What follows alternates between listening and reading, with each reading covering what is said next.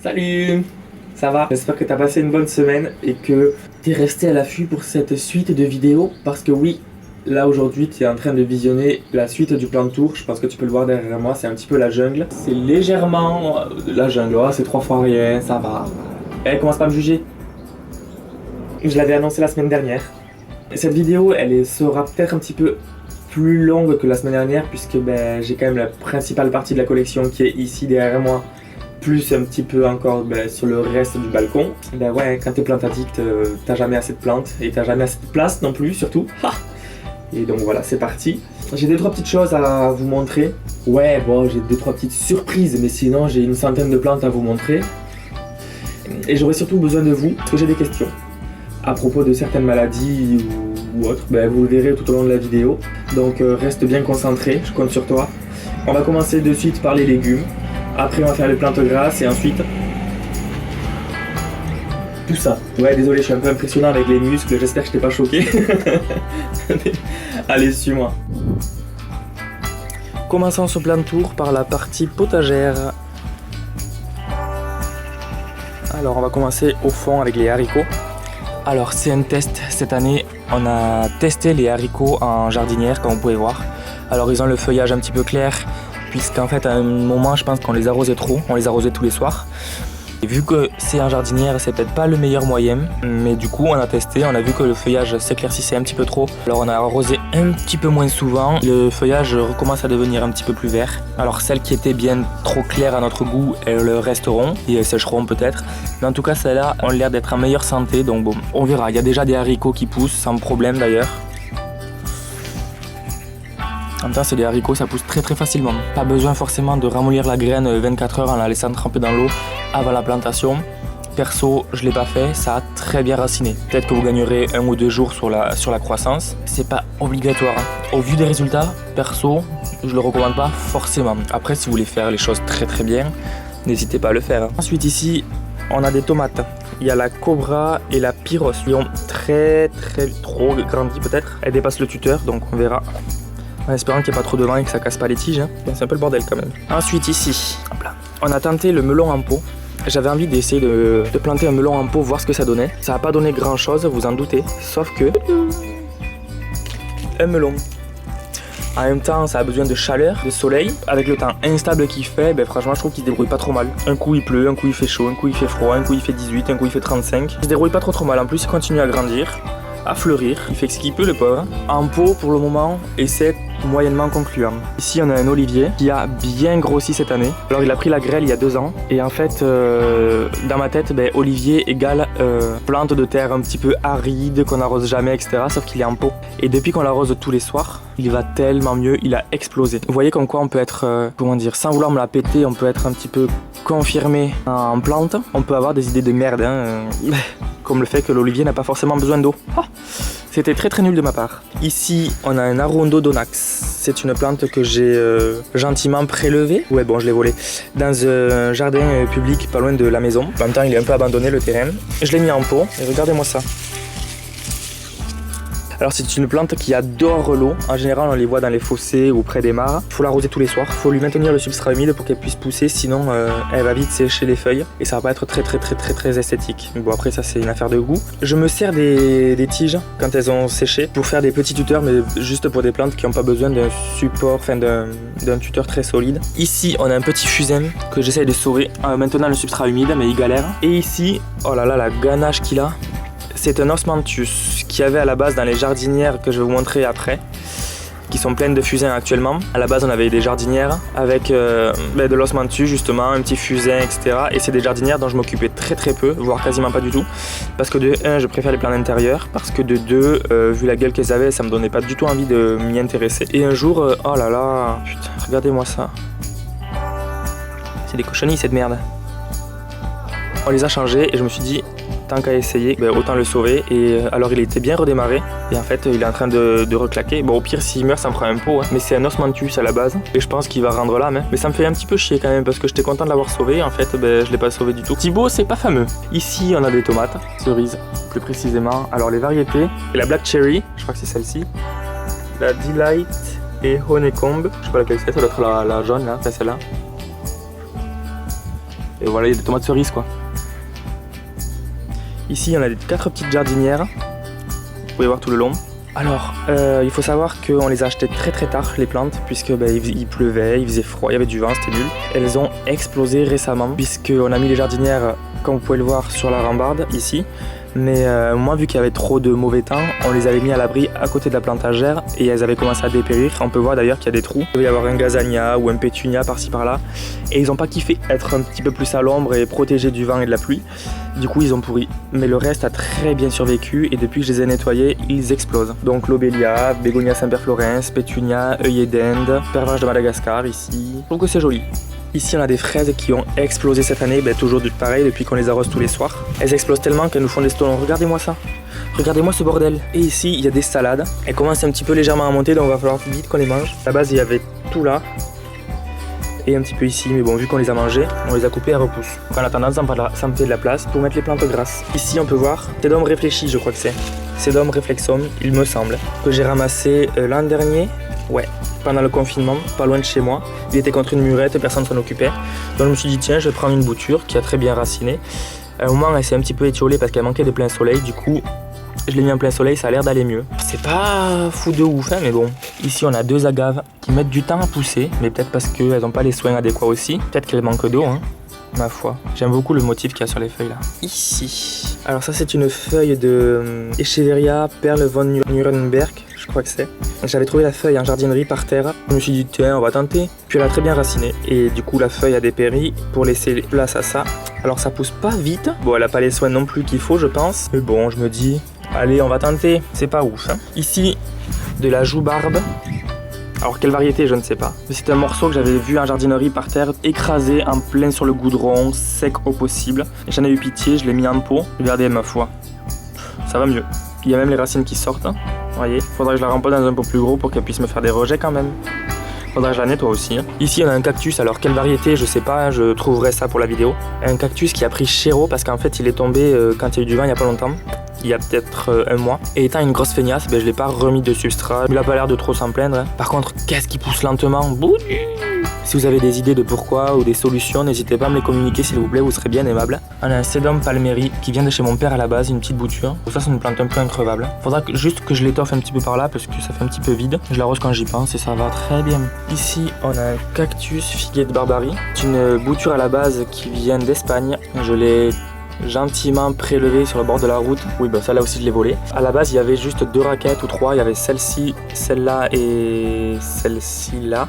Et en fait elle stagnait. Et un jour je me suis dit tiens je vais la rempoter. Ah mais depuis que je l'ai rempotée elle m'a fait. En 2 mois elle m'a fait celle-là, celle-là et celle-là. Et ce morceau là plus celui-là, on me l'a ramené de Corse donc on verra. Alors oui là il a eu la grêle mais il s'est refait. Donc ne paniquez pas. Enfin je crois qu'il faut pas paniquer mais je suis pas sûr du coup là en voyant ça. Bon elle aussi je l'ai volée comme ça va plus vite. En Espagne toujours. Alors c'est une aloe, mais la variété je sais plus laquelle. C'est une aloe qui ne me fait pas de rejet pour le moment. Je ne sais pas pourquoi. Alors elle sèche les feuilles comme vous pouvez le voir ici. Bon, j'imagine au final faire un tronc en dessous. Ce serait bien qu'elle me fasse des fleurs une fois. Elle est un substrat thyrocacté, mais elle veut pas pousser plus que ça. Soit elle est pas pressée, soit elle a pas les bonnes conditions. Mais au bout d'un moment, merde, hein, je vais pas me plier en 4 pour une aloe. Hein. Ce qui m'a séduit chez elle, c'est que déjà j'ai pu la voler facilement. Et en plus de ça, c'est le feuillage quoi. Ensuite, ça c'est un cactus qui vient de chez ma grand-mère. Le sien, elle l'a perdu d'ailleurs, il me semble. Et en fait il est en train de jaunir. Alors pourquoi? Il jaunit et en plus il rosit à un endroit, regardez ça. Là. Mais là surtout, vous voyez. Je sais pas ce que c'est, donc si quelqu'un sait pourquoi il fait des taches roses, à mon avis c'est une maladie, un champignon ou je ne sais quoi. Hein. Mais et en faisant des recherches, j'ai vu, ils expliquaient que c'était ça. Alors ça c'est pas le processus de lignification, hein. C'est une maladie aussi. Alors s'il commence à me faire chier celui-là, hein, je ferai des boutures, mais je suis pas très fort en reconnaissance de cactus, donc je vous mettrai le nom. Mais il commençait à bien pousser, et puis là du coup il y a eu ça de maladie, là voilà, il y a eu ça. Il continue à pousser, donc c'est que ça va à peu près. Pas la fête chez Paulette. Hein. Ensuite, on a un Sedum praealtum. À la base, c'était une tige qu'on a donnée à ma grand-mère, qui est restée, sans vous mentir, sur le goudron de la terrasse, enfin sur le béton de la terrasse, pendant 6 mois, en hiver, sans aucun soin. Elle a quand même eu le mérite de raciner, mais de pas avoir de terreau, hein, toujours. Hein. Donc un jour, j'ai eu pitié, je l'ai mis en pot. chez ma grand-mère et j'ai pris le reste. Regardez, depuis le printemps, ce qu'elle a fait. Normalement, c'est un petit arbuste. C'est un petit arbuste, ouais, si, c'est un petit buisson aux fleurs jaunes. Donc cette année, je sais pas s'il fleurira. Je pense pas. C'est très facile d'entretien. Quand on s'en occupe pas, ça pousse facilement des fois. Ici, on a une Crassula ovata Gollum. Je crois que c'est Gollum. Une bouture que j'ai d'un pied mère qui a pourri que j'essaie de sauver. Donc c'est un pied mère que j'ai prélevé en grande surface puisque vous le savez, en grande surface ils mettent des plantes sans lumière naturelle, à l'ombre, sans arrosage. Donc ça crée facilement et ça m'énerve. Donc j'ai volé, je le dis clairement, j'ai volé un morceau. Ça pousse tout doucement mais ça pousse. Je suis content de l'avoir sauvé. On a ici une agave Victoria Reginae. Elle a été en meilleur état que ça. Pourquoi? Parce qu'en fait à un moment j'avais la flemme, je l'arrosais par le dessus comme ça. Et il faut savoir que ça avait commencé à pourrir dans les interstices des feuilles. Donc chose à ne pas faire si vous en avez une. Et elle pousse lentement chez moi quand même. Alors je sais pas ce qu'elle a eu. Regardez ici là. Soit c'est fait défoncer, soit c'est fait défoncer. Bon, elle a été en meilleur état que ça, mais ça va, c'est pas non plus catastrophique. Je la trouve vachement jolie avec ses veines, on va dire, blanches, sur le vert ultra foncé comme ça. Faites attention, il y a des épines sur le bord des feuilles. Voilà. Mais elle pousse très lentement à la maison. Crassula qui a un peu jauni d'ailleurs. Faudra peut-être que je lui donne un peu plus à boire. En fait, elle a jauni parce que hier il a fait plein soleil. Aujourd'hui, il va faire plein soleil. Mais les jours d'avant, il faisait pluie. En fait, je pense que cette année, peut-être que c'est moi, hein, mais je pense que les plantes ont énormément de mal à s'adapter parce qu'elles savent pas comment se comporter. Un jour il fait soleil, un jour il pleut, un jour il fait 13, un jour il fait 30. Je pense qu'elles galèrent un petit peu. Et bon, elles s'en sortent franchement plutôt bien. Elles continuent à pousser. Vous pouvez voir ici. Vous pouvez voir ici, là. Et ça aussi, c'est une bouture que j'ai pris en grande surface. Donc voilà, faudra peut-être que je l'arrose un peu. Hein, Fifi, t'as soif? Ah oui. Oh, vilain papa. C'est une broméliacée. Donc c'était pas une plante grasse, mais je l'ai mise ici parce que je savais pas où la foutre en fait. Je vous montrerai le pied mère après. Mais regardez, un rejet ici, un rejet là. Et il y en a un ici. Ici, c'est une plante qu'on m'a ramenée de Corse, en même temps qu'un figuier de Barbarie, en même temps que deux autres plantes qui sont mortes. Pour ma défense, les plantes qu'on m'avait ramenées étaient quasiment mortes. Il y en a deux qui ont continué. C'est un Carpobrotus. En gros, c'est un gros phycoïde qui m'avait fait une fleur ici. Qui était dans une jardinière plus grande, une qu'il y a là, sur le rebord. Et en fait, j'avais besoin des jardinières pour continuer du coup à faire des plantations. Je l'ai mis dans celle-là. Elle n'a pas trop kiffé le changement de peau. Mais elle essaie de s'en sortir, plus ou moins. Alors là, en ce moment, c'est plus moins que plus, justement. Mais ça a l'air d'être pas trop mal. Ici, on a un Kalanchoe d'Egremontiana qui vient de chez ma grand-mère. Son pied de Kalanchoe, de cette variété-là, sans vous mentir, il fait peut-être 1m80. Vous voyez, dans un espace qui est restreint, il y a beaucoup de lumière. Elle l'arrose quand elle y pense. Elle a forcément un tuteur. Moi, j'espère qu'il fera pas 1m80 parce que je sais pas où le mettre sinon. Mais on peut dire qu'il est carrément canon. Alors on a un Phédimus spurius, il me semble que c'est ça. Je vous rappelle que si jamais j'ai des mauvais noms ou de mauvaises références, vous les marquez en commentaire ou m'envoyez un message sur Insta, n'hésitez pas. C'est une plante que je sais pas où je l'ai eue à la base, mais je l'ai mise chez ma mère et elle a envahi une jardinière, une petite jardinière.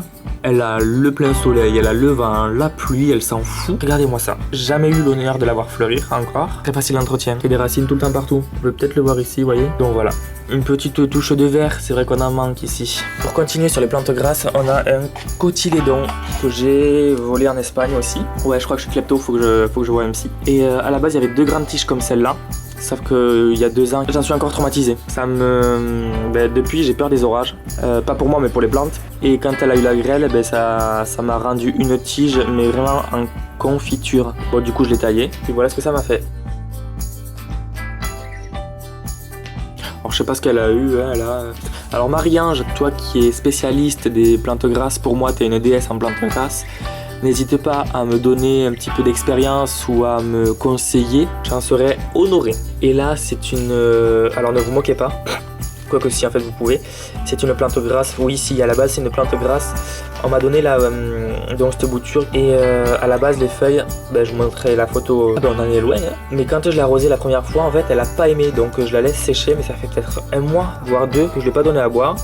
Alors je pense que je vais peut-être le faire puisque la pauvre là elle est vraiment en PLS.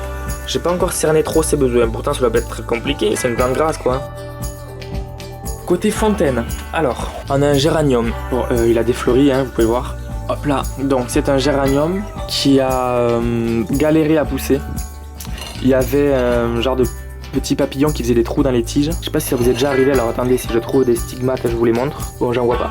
Mais en fait, ça faisait des trous dans les tiges et après, ça faisait pourrir la tige. Donc, j'ai essayé de le sauver, sachant que c'est une plante qui m'est un petit peu chère parce que c'est une dame qui m'a donné la bouture quelques mois avant de nous quitter. Ça me ferait chier de la perdre, cette plante. J'espère ne pas avoir cassé l'ambiance quand même.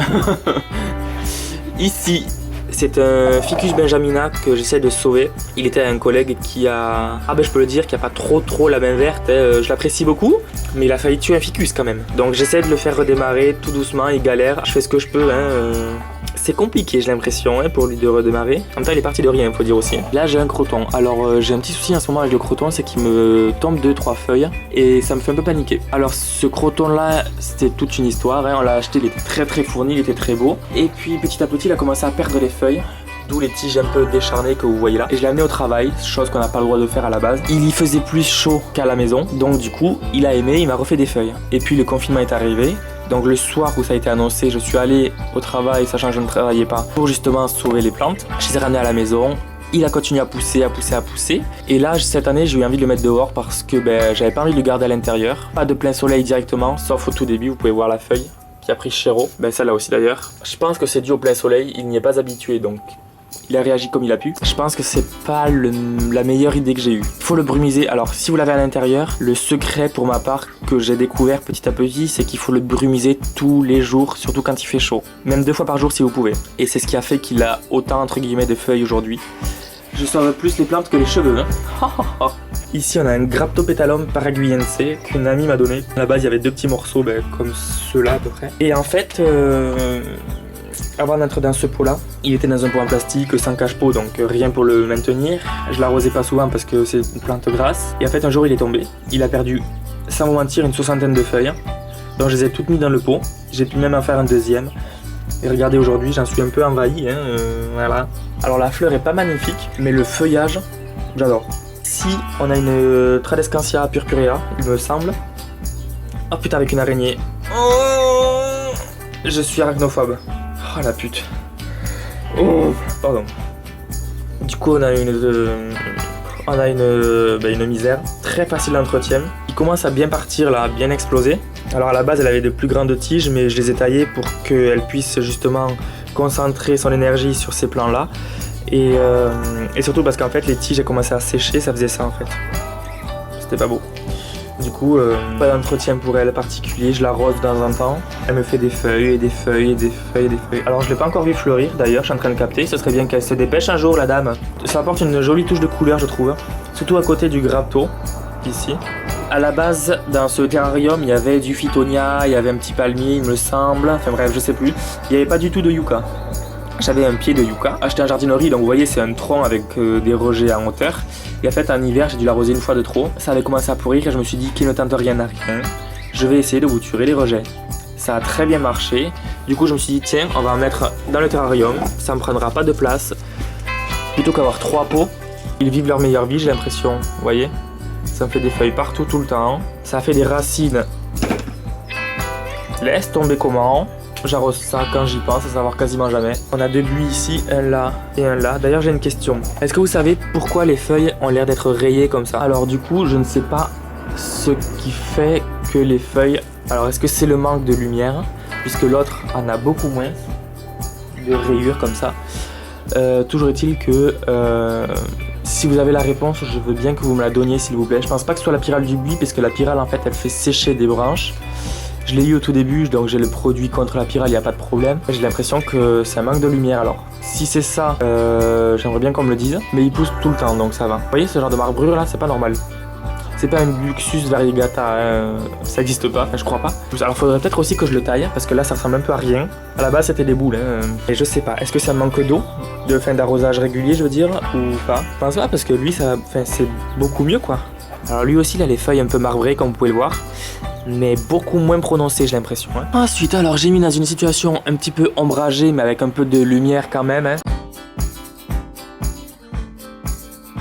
J'ai mis des fougères. Alors elle, pourquoi? La néphrolepis, puisqu'en fait à la base elle était sur la plante à gerre. On n'occupait jamais, je l'arrosais jamais. Vraiment, quand je vous dis jamais, c'est que pendant 2 mois elle a pas vu la couleur de l'eau. Et un jour j'ai eu pitié, je me suis dit franchement c'est pas cool et tout. Je l'ai mis dans le cache-pot comme vous avez vu juste avant et que je l'ai blindé en eau. Alors j'espère qu'elle va se remettre. Normalement ça devrait parce que c'est un peu increvable. Ici on a un Polypodium vulgare. Pareil je l'ai pris dans un petit jardinet à Toulouse. Il pousse quasiment pas. Bon, alors là il y a une feuille, vous pouvez voir ici. Il me fait genre une feuille tous les 6 mois le type. Ah mais ça me saoule. Je sais pas m'en occuper. La fougère celle-là j'y arrive pas. J'y arrive pas, je sais même pas pourquoi je l'ai prise d'ailleurs, hein, parce qu'en fait ça me fait plus chier qu'autre chose. Mais je me dis la pauvre elle a pas décidé de mourir ici, enfin elle a pas voulu. Donc je l'entretiens un petit peu. Alors elle est dans un substrat comme vous pouvez voir avec des écorces, perlite, terreau, terre de bruyère il me semble que c'est. Elle me fait une jolie feuille donc je me dis ça devrait être bien. Du lierre d'Allemagne, une plante qui chez ma grand-mère est un peu invasive, qui pousse à l'ombre sans aucun soin particulier. Du coup je me suis dit que je vais la mettre à l'ombre sans aucun soin particulier.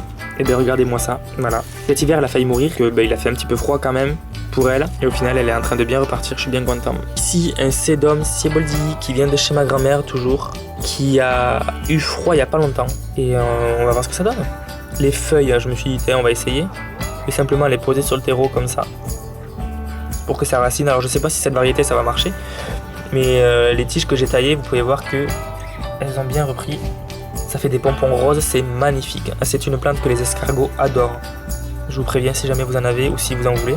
Ici, c'est un épiphyllum. Alors je ne connais pas du tout la variété. Avec le rejet ici et un ici. Je sais que ça fait des fleurs un petit peu rouge-orangé, cette variété-là du moins. Et elle a failli me faire des fleurs cette année, mais au final, au dernier moment, elles sont tombées. J'ai hâte que ça devienne un gros sujet parce que ça peut devenir ultra gros et ultra beau.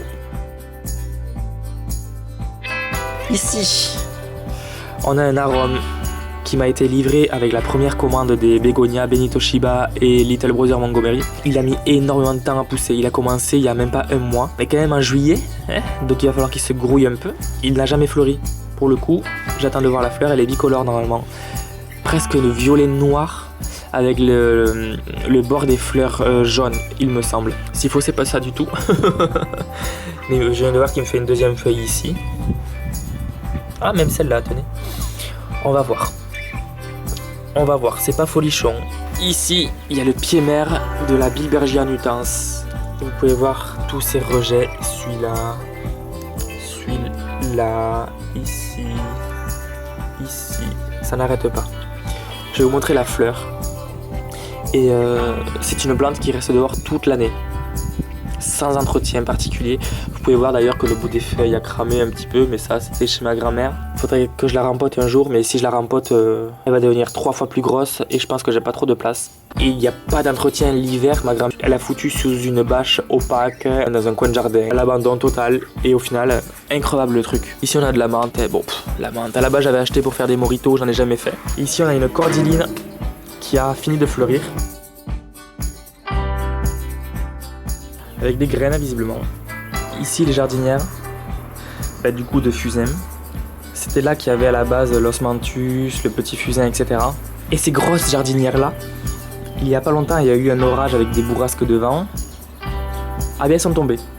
Autant vous dire que quand j'ai vu ça, parce que j'étais là quand c'est tombé, ah ben j'ai fait limite une crise de panique. Donc je me dis mais comment c'est possible que des monstres comme ça tombent? Ah ben c'était possible. Enfin bref, du coup ils n'ont pas trop souffert. Ça va, on les arrose tous les soirs pour le coup parce qu'il faut savoir qu'un fusain aime beaucoup l'eau. Et il n'aime pas trop le vent. Alors pour le coup ils sont quand même en situation assez venteuse ici. Mais vu qu'on les arrose tous les soirs, je pense que ça compense un petit peu, ça les aide à se renforcer. Et du coup ils sont pas trop mal, ils fleurissent même donc c'est que ça va. Ici on a un Phoenix Canarian 6, bon on est un peu à contre-jour mais je crois que vous voyez quand même bien la plante. Ça y est, je pense qu'il continue à redémarrer. Il a eu du mal pendant quelques mois. Il faut dire que je l'arrosais pas non plus. Et maintenant qu'on l'arrose tous les deux, non même tous les soirs je crois, il revient tranquillement, il me fait feuille sur feuille, il me fait celle-ci, celle-là, il m'a fait une au milieu. Alors je m'approche pas trop avec la naine parce que ça pique. Mais voilà, très simple d'entretien au final. Et bien me revoilà, cette fin n'était pas du tout prévue. La première partie comme tu as pu la voir faisait déjà 25 minutes. Si le reste de la vidéo je la laissais en une seule, ça faisait 50 minutes, ça aurait été très long pour toi comme pour moi, rien que pour la mettre en ligne. Du coup, il y aura 3 parties, la première c'est déjà fait, la deuxième tu viens de la voir. Et la troisième, du coup, ce sera uniquement la plantagère. Je m'excuse d'ailleurs pour la rapidité de présentation de chaque plante. Je parle déjà naturellement vite et en plus de ça, je voulais éviter de faire une vidéo trop longue parce que c'était prévu d'en faire 2 parties et pas 3. Bah, du coup, ça fera 3 parties. Et la troisième, ce sera uniquement la plantagère, du coup, la semaine prochaine. Je vous dis à la semaine prochaine.